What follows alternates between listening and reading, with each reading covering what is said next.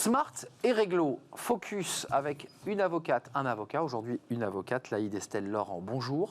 Bonjour. On est très heureux de vous accueillir sur le plateau. Vous allez devoir nous éclairer sur un sujet qui est assez technique. Vous êtes avocat associé au pôle restructuring du cabinet Jantet, cabinet qui vient souvent sur notre plateau, qui est cette phase préparatoire de la fin des aides générales. Éclairez-nous un peu sur ces aides, parce qu'on en a beaucoup parlé ici. Il y avait évidemment le PGE, le prêt garanti d'État. Et ces aides générales, c'était quoi ?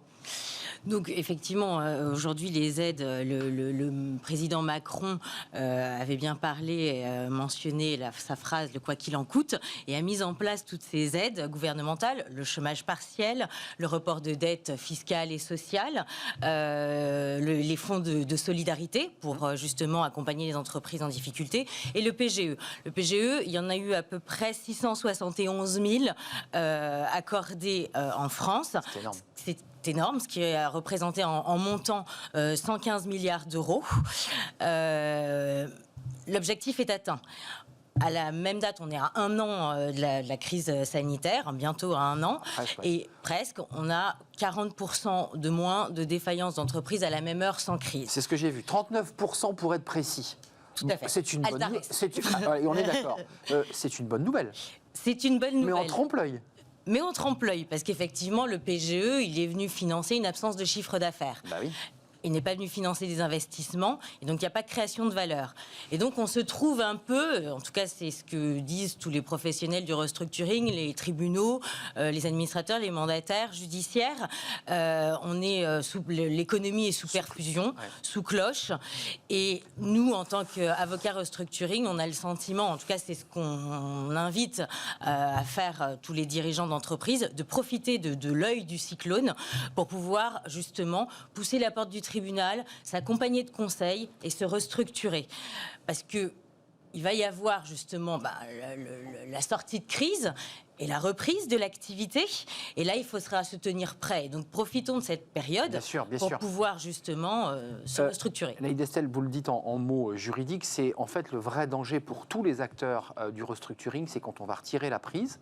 La question était posée de savoir à quel moment on commençait, je pense au PGE évidemment, à rembourser ce PGE. Alors, il y a eu quelques pas de côté du gouvernement qui, dans un premier temps, parlait de janvier, puis mars, et puis on repousse jusqu'en juin 2021.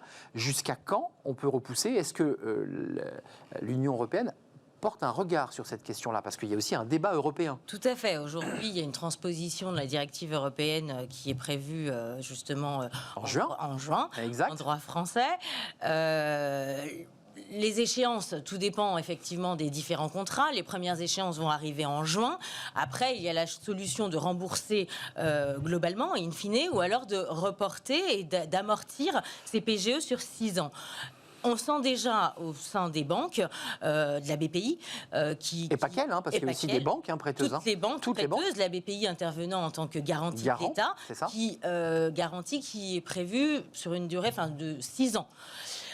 6 ans pour le moment, c'est ce qui est prévu. Et on sent le lobbying de certaines banques qui appellent au gouvernement à commencer à réfléchir à une prolongation, à une restructuration de la dette si les entrepreneurs eux-mêmes ne se mettent pas autour de la table pour pouvoir trouver des solutions avec ces banques. Je fais une parenthèse, c'est d'ailleurs pour ça que le débat sur le remboursement ou non de la dette a émergé sur le plan politique.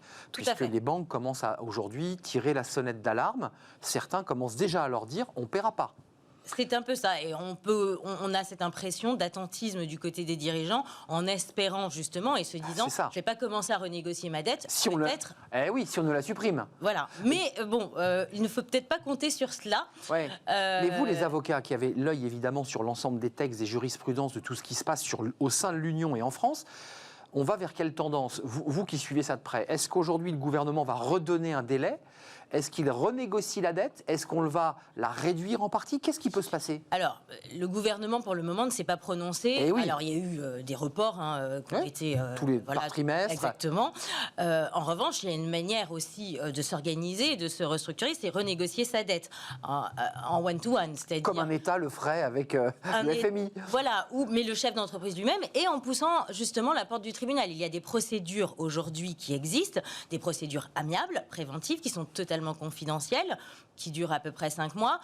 au sein desquels on peut trouver des accords avec ses créanciers, ses banquiers, pour pouvoir se restructurer. Et puis, il y a des procédures beaucoup plus coercitives, qui sont les procédures collectives de sauvegarde, de redressement judiciaire, qui, elles, permettent justement de trouver des solutions, d'arrêter des plans de redressement, des plans de sauvegarde, sur lesquels on peut étaler des dettes jusqu'à 10 ans maximum. Pour être précis, quand on pousse la porte du tribunal, on l'a bien compris, accompagné d'un avocat brillant du cabinet Jantet, ça va sans dire, ça veut dire que le tribunal va se retourner vers la banque, vers le créancier, et va renégocier un étalement de la dette, puisque c'est de ça dont il est question. C'est exactement de ça dont il est question. Dans un premier temps, c'est le dirigeant de l'entreprise accompagné donc de ses conseils, de l'administrateur judiciaire et du mandataire, qui vont présenter au tribunal un plan de remboursement. Comme une famille qui dit, bah voilà, j'appure ma dette sur tant d'années. Exactement. Voici mes perspectives d'avenir, voici mon business plan, et ce sera le tribunal qui va justement arrêter ou pas ce plan en fonction des perspectives d'avenir et de la capacité de remboursement de l'entreprise. Arrêtez-moi si je me trompe, pour finir, il y a quand même le danger qu'une fois que juin 2021 soit passé, qu'il y ait des entreprises qui disent tout simplement je ne paierai pas cette dette et je mets la clé sous la porte. Est-ce que ça annule la dette pour autant, le dépôt de bilan ? Elle sera à la charge de l'État. Et des tribunaux, oui. D'accord, mais le chef d'entreprise n'aura pas. Oui, on va avoir deux catégories de débiteurs. Forcément.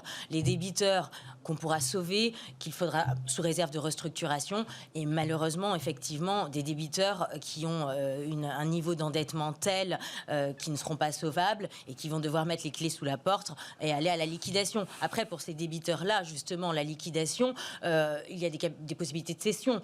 S'il y a des savoir-faire à sauver, il y aura des opportunités pour justement d'autres entreprises ayant les reins plus solides pour garder le savoir-faire, le racheter à la barre du tribunal. Maître, donc on évoquait l'idée sur ce plateau, d'ailleurs des experts nous le disaient, attention, mars est une date, c'est une zone tellurique. Si j'entends bien ce que vous me dites, c'est maintenant juin qui a été repoussé donc d'un trimestre, qui sera la zone de très grande tension au moment de savoir si on paie, si on ne paie pas, si on peut le faire.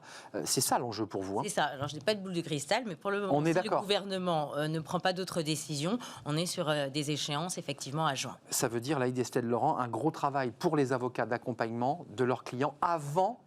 C'est votre message. Avant juin 2021. Exactement. Soyez donc vigilants, écoutez les conseils des avocats, commencez à anticiper peut-être le débat de votre dette et de votre business plan, tout simplement. Donc il y a du boulot, les chefs d'entreprise ont du travail, ils ont la tête dans le guidon. Merci d'être venu nous éclairer, Laïd Estelle-Laurent, avocate associée au pôle restructuring du cabinet Jantet. C'est un plaisir de vous accueillir. Merci. On fait une petite pause café, tiens, je ne sais pas comment ça marche chez les avocats, si vous avez des jargons. Vous savez, c'est le jargonnage de l'entreprise, tous ces mots qu'on utilise, qui sont très codés en fonction des domaines, et le domaine juridique en est un. Fanny va tout nous décrypter, je crois qu'on va bien rire. À tout de suite.